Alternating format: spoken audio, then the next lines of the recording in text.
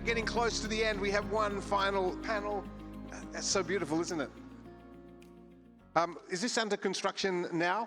They're doing installation now. When's it finished? Yes, they should be finished by beginning of next year, mid of next year. Early 2026. Yep, that's what we hope. Wonderful, great. Thank you so much. Really appreciate it. Well, for all of those that have stayed with us right to the very end, all the diehards at conference time, thank you so much. It's been a very full day, lots of discussion, lots of panels. We've recorded everything in highest quality HD. The replays will be all available. Nice to see you guys here. Thank you so much for staying with us. Our final panel, I would like to introduce, where we're talking specifically about placemaking, which is an interesting term within the industry, bridging disciplines in design. And this panel discussion will take a look at why placemaking works best when everyone comes to the table. Leading this panel discussion is Francesco Roesler. He is the Principal Landscape Architect and Head of Design Unit at DAR. Thank you, Philip. And thank you, everyone, for joining us today. We're going to talk exactly about placemaking. And first of all, I would like to do like a proper introduction of the panelists today. I guess Philip already introduced myself. I'm Francesco Roesler. I'm the head of the Placemaking Design Unit, part of the landscape department at Dar Al-Handasa. I'm based in Cairo. Please. Thank you, Francesco. This is Dr. Wafa Al-Madani from University of Bahrain. My background is architecture, landscape architecture, academic-wise, and developed a program recently in landscape architecture, bachelor. And now I'm serving as a director of engineering program at the College of Applied Studies at the University of Bahrain. Thank you.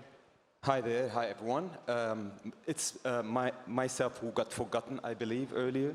My name is Amer Mneimneh, and I'm the Managing Director for Prior and Partners, Middle East region. I'm an architect with a planning background as well, and focus around the strategic planning and regional planning. Hi, hello. This is Asli Ergen from One Landscape Design, based in Dubai. In Dubai, we have our 6th office. Southeast Asia, we have several offices. So, yeah, I'm a landscape architect. Welcome. Yeah, thank you.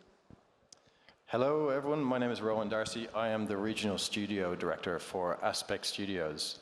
And we are a landscape architectural firm and a series of urbanists as well. And what we try and do is deliver places of delight that will impact people's lives and the environment in an enduring way. And I've been here for about 14 years working in the landscape industry. And I joined Aspect about 6 years ago. And we do a lot of work throughout Saudi Arabia and through the UAE and all through the region. Thank you, guys. So as you can see, we have a great panel here of discussion.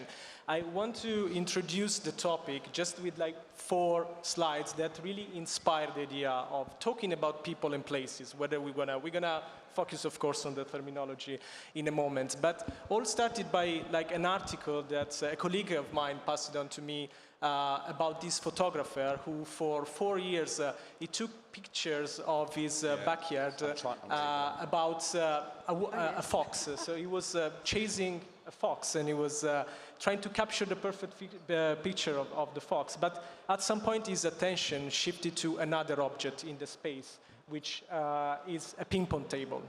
So he noticed that the community at some point started to engage with this object in the space in ways that were like probably not expected for what you expect to use a ping pong table. So as you can see, started to record it every day or every time people was engaging with that space for 4 years. And he noticed that they were using the ping pong table for everything but playing ping pong.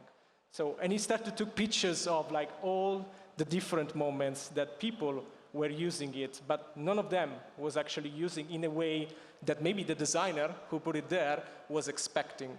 So this brought up a question. It's like how humans can determine the success or the failure of a space. That's what we're talking about today. And Some of us, they might call it placemaking. Some of us, they might call it in a different way. So I would like to know from you guys, do you agree with the terminology in first instance? Dr. Wafa, yes. Yes, absolutely. But Well, from background as architecture and landscape architecture, actually placemaking is integrated with the landscape architecture. This is what landscape architects do, and today we saw a lot of examples. All of them are doing a really great job here, and we can see good examples of landscape architecture projects. So, do you want me to go through further? It's fine. This is for everyone really to reply to this first question. So I thought like we discussed about the space and the place. Maybe we can go further. Like actually, the term placemaking came from differentiating between the place and the space, and it is wise to approach this differentiation between the terms from practical dimension. Though I'm coming from academic background, but this link between academic and practice is very important. So what make a space, or let's say in a different way, a space becomes a place when people can attach meaning to it. And usually that meaning emerges from the experience. Experience in a way usually often starts with the practice of being outdoor. I think one of the panels were talking about the practice of being outdoor, supporting that practice, feeling of being at home, even they are outdoor, feeling being welcome, this kind of emotional connection. So from that, we can reflect that to design. And so the designer, the landscape architect, they know that the meanings go beyond geometry. Yes, geometry is important, but meaning it's not coming only from geometry, it's coming from the experience of the space.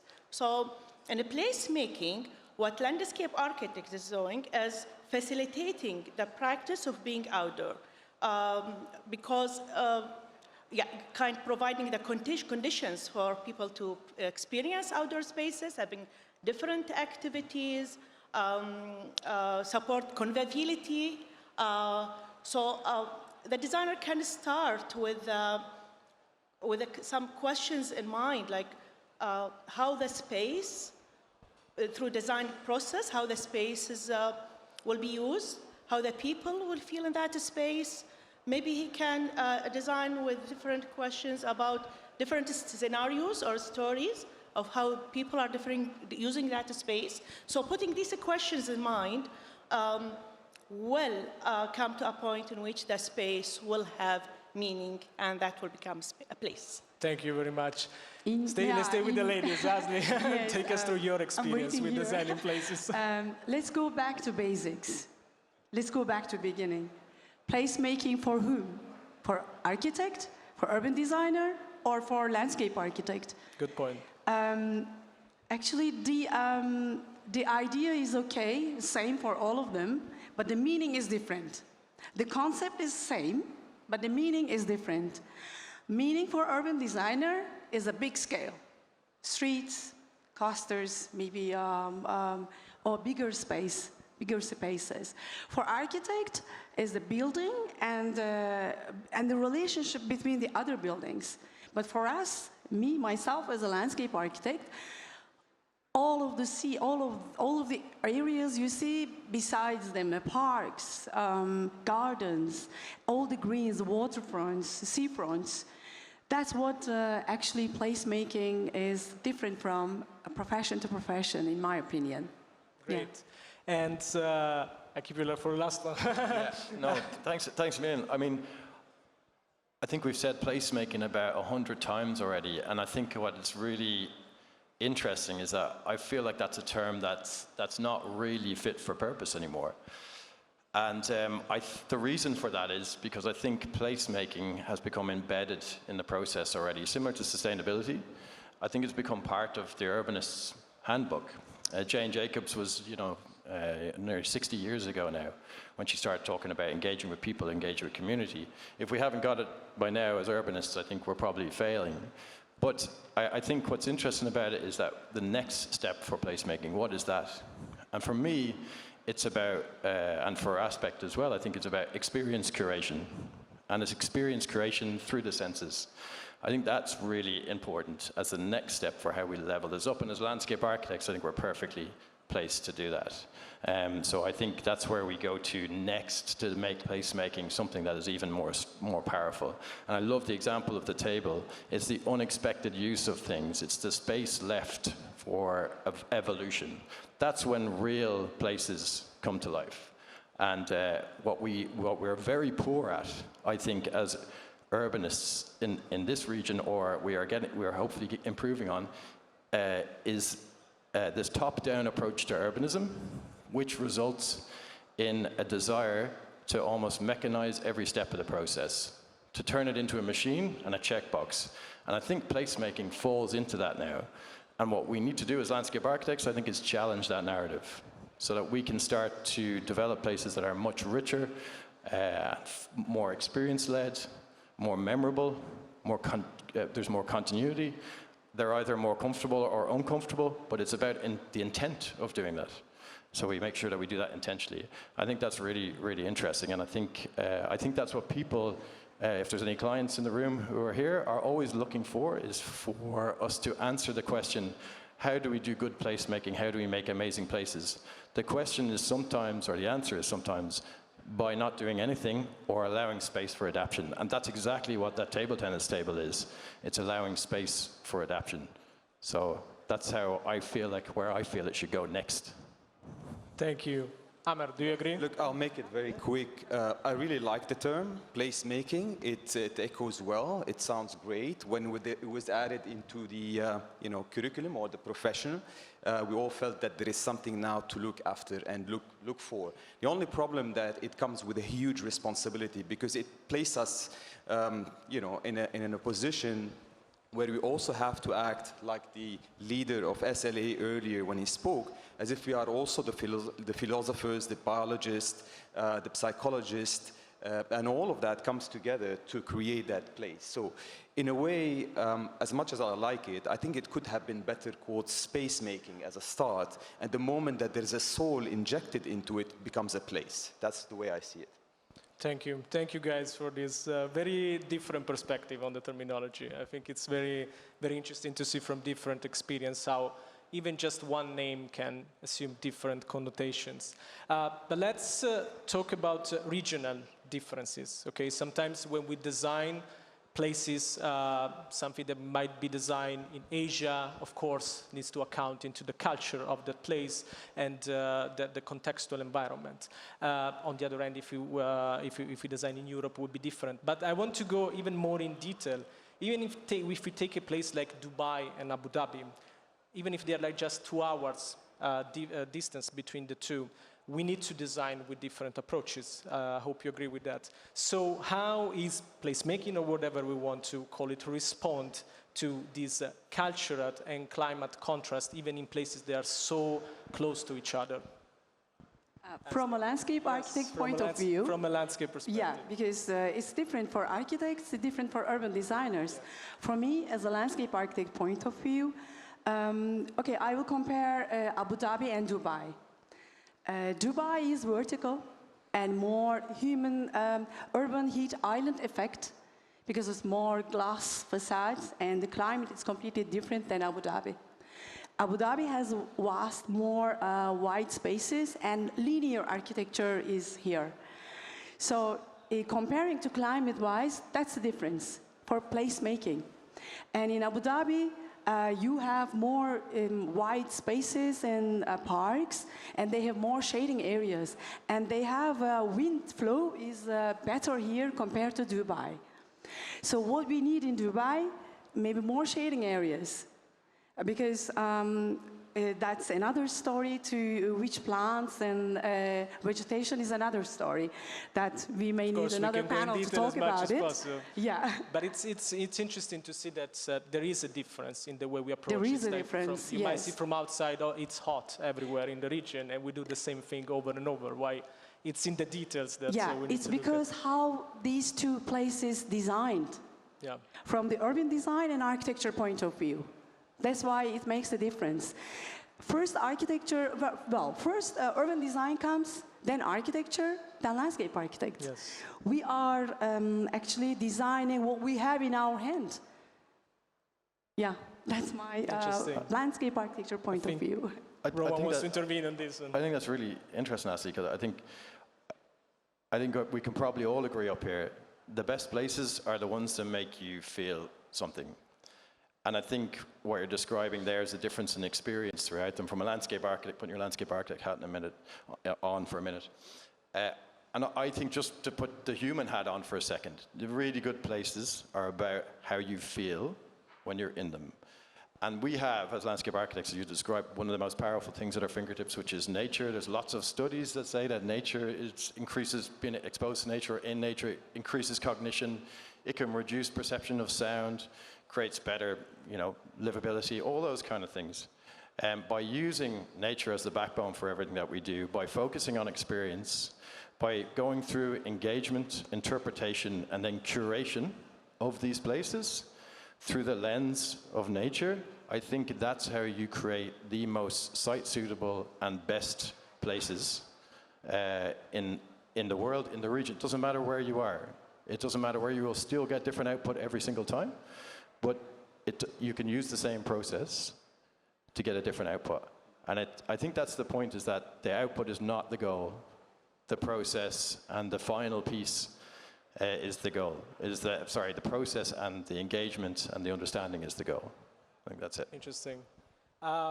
So let's stay in the region, because we're talking about the Middle East Landscape Awards. So we say Dubai, Abu Dhabi, Riyadh, Qatar, all the cities there are fast growing. And when we, especially as consultants, when we talk to clients, there is always this search for the design identity of the place. But I would like to ask Amer, how do we ensure that we are creating something that is authentic and not staged at the same time in design? How do we create unique places? Look, this is a question that has been coming across in almost every single brief we have been receiving in the region, where basically we need to think about how can we make a place unique, unlike any other place around it, because that uniqueness is a trait, or it is a selling point, or something that makes it more attractive. So yes, creating an identity for a place became more or less like a target.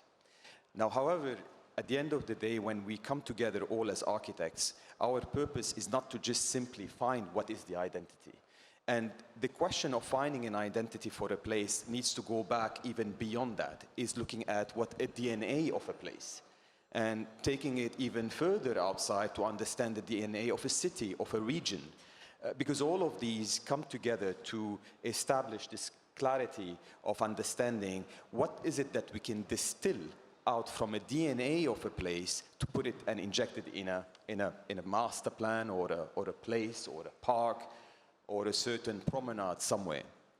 So it is definitely a question about what do we bring out from the past sometimes to put into that place or the design, but also what is the behaviors that we need to pull out from the area, the regions that can be injected in that place as well. So it's a collection of different emotional reactions, as well as more of a heritage potential components, as we have seen earlier with previous presentation about authenticity.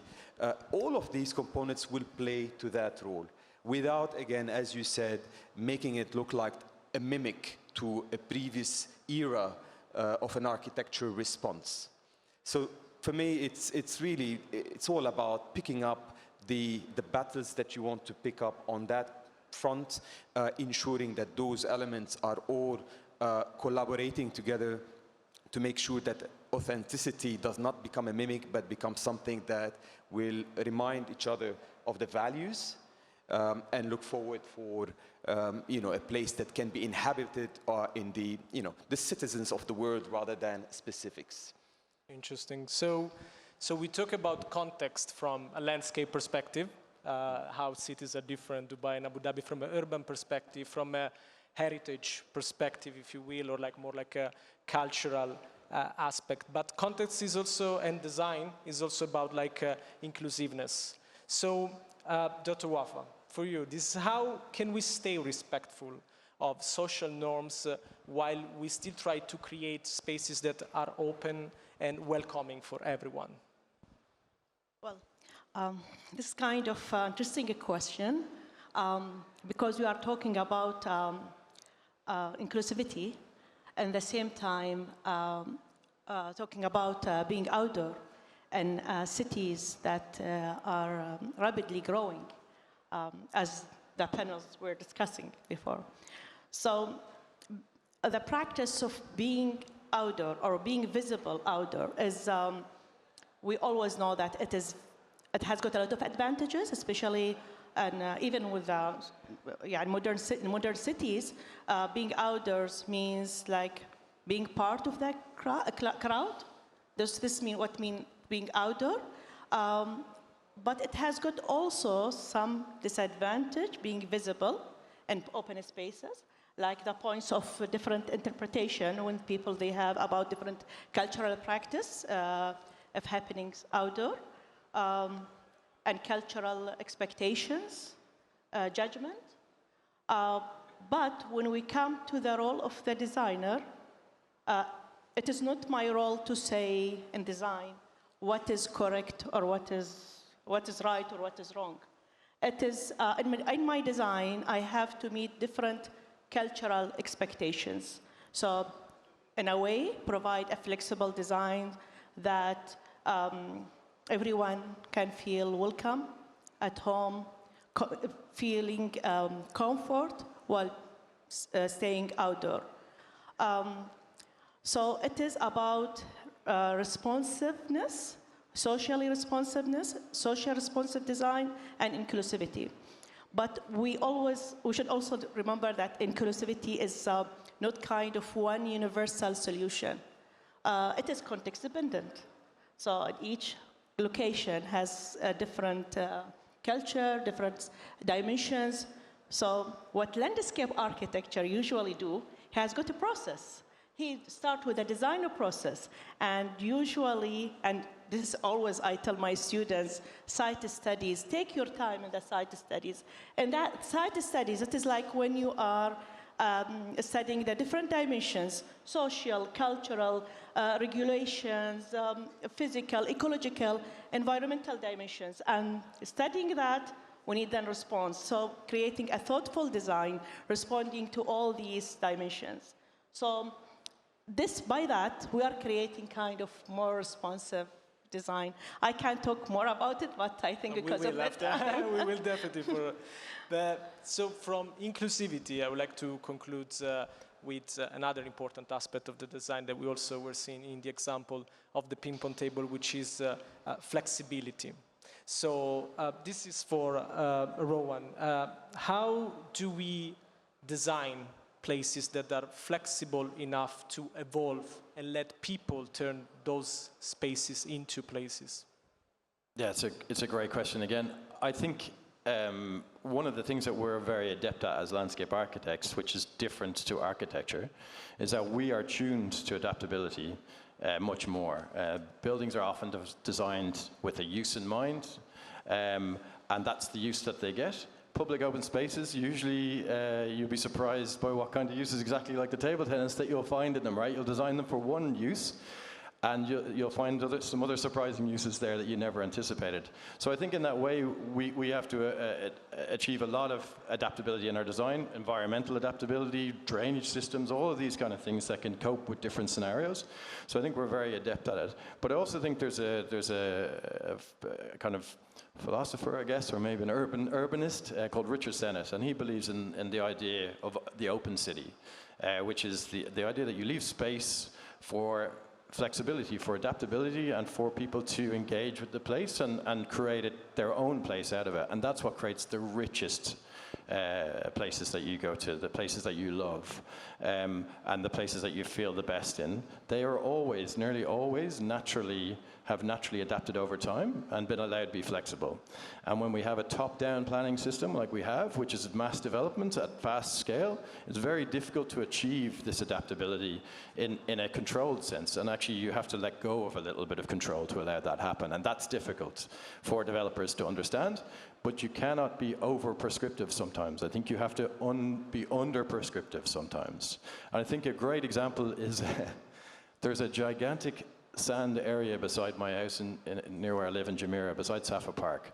And if you look across that, there's some concrete patches on it, and you probably know where I'm going with this, but there's concrete patches, and 5 days out of the week, there's nothing happening there. On a Saturday or a Sunday, that place is the biggest cricket crucible in the world. There is like 50 games of cricket going on. There's heroes being made every single day out there that we don't know about, right? And then on Monday, it goes back to being just a sandy pit. And it's being fenced off at the moment, and it will be turned into development land. Now, for me, that's an example of where something is adapted over time to a need that's required. You're right beside Safa Park. There's no cricket creases in Safa Park.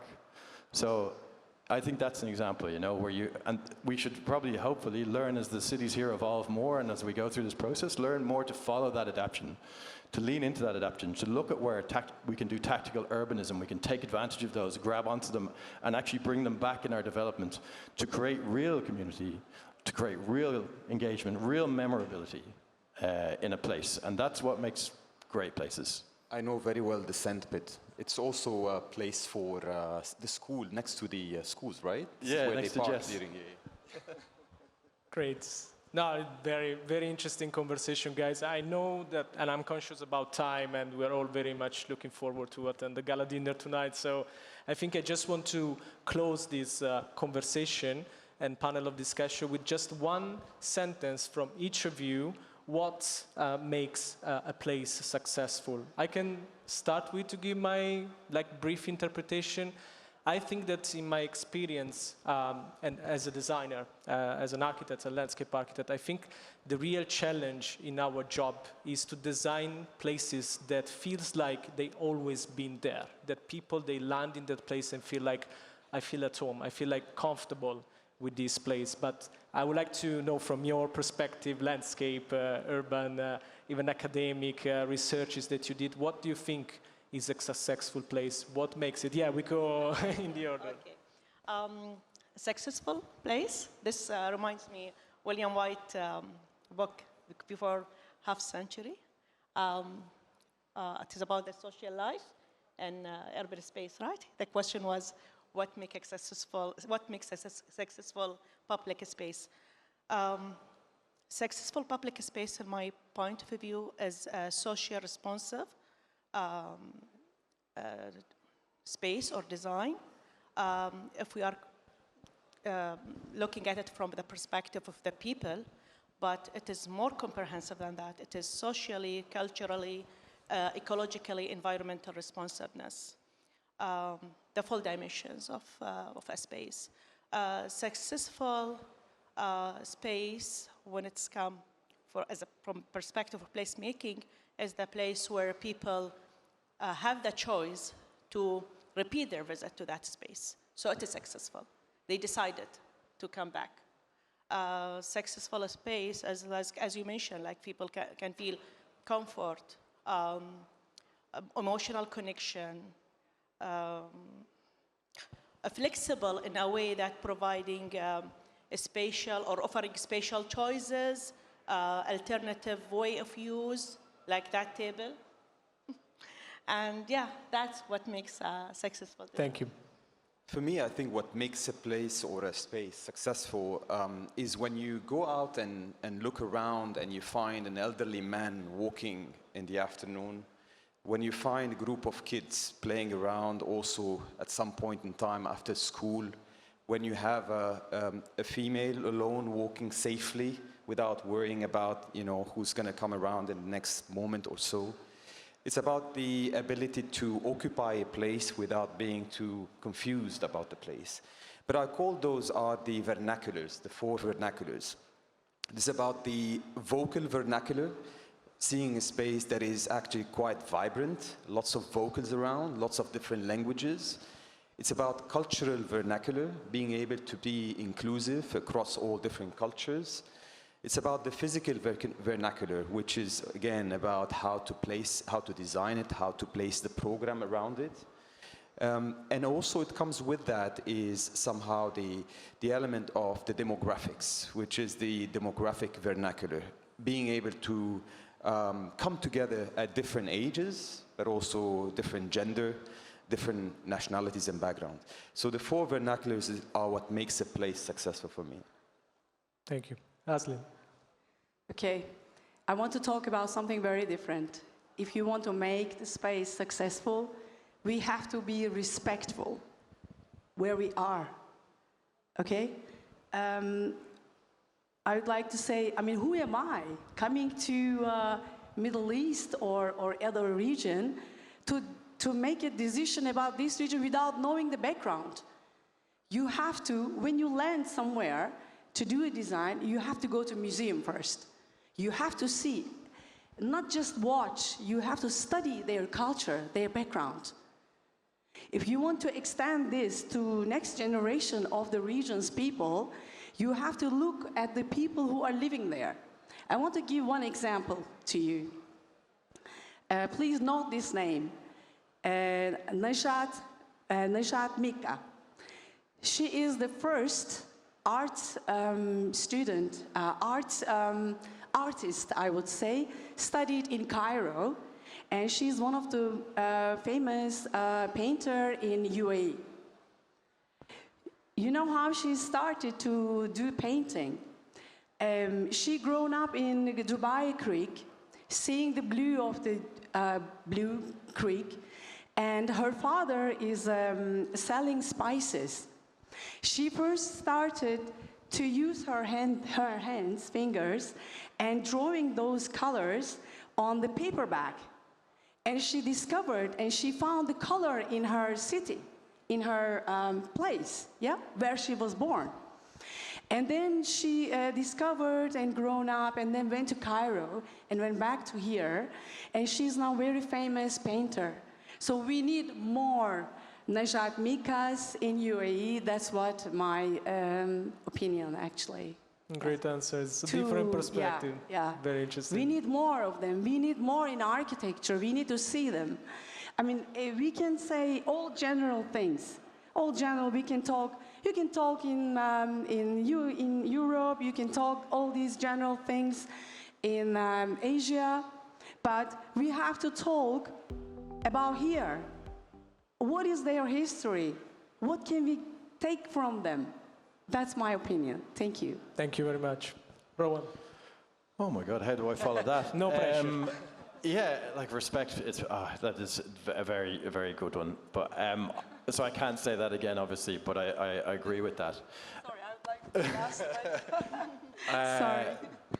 I think it's about spaces that are designed following the senses, you know, and I think it's people who can key into people's senses in any way are generally, or places that can key into people's senses are generally more memorable, and are generally places that people want to spend time if they key into the right kind of senses. And I think it's, as a designer, I think it's being, to a degree, humble about that, and understanding that human experience is what we design for. And sometimes placemaking is co-opted into being an aesthetic exercise. And I think the best places are not that. They are not an aesthetic exercise, and they haven't been designed to do that. They actually feel good as a place. And for me, I always bring it back to that's in nature. Everybody here can remember their first or their best memory. I guarantee you 90% of the people will say it's outdoors somewhere, in nature, a lot of them. So I think that's what I bring it back to. So places that make you feel something are the best places to be. Thank you very much. And I think this is a wrap. I think it's been a very exciting conversation. From my perspective, I really wanted to hear from you and not, you know, interrupting, but because for me it's a moment, I guess, for all of us to learn something about places from exceptional professional designers, academic people that we can learn from.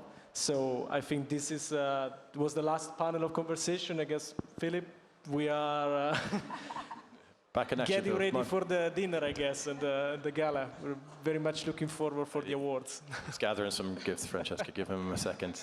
Got some gifts for us. Thank you. Thank you very much, guys. Thank you, everybody. Please, thank you. I need to take a photo. Yes, let's say. This one will do. Well, I started off with giving gifts, and these gifts, guys, are from Imagineering, a sponsor for our event. There we go. You can have a gift. There we go. We're going to pass down the line. They sort of hang around waiting for their gift. And there you go. Thank you so much. And Amer and Asli, sorry, I forgot your name. I lost the piece of paper there. Ladies and gentlemen, placemaking, fantastic discussion. Really appreciate it. Thank you for being with us today. Well, this concludes our conference, and it's been a very, very long day.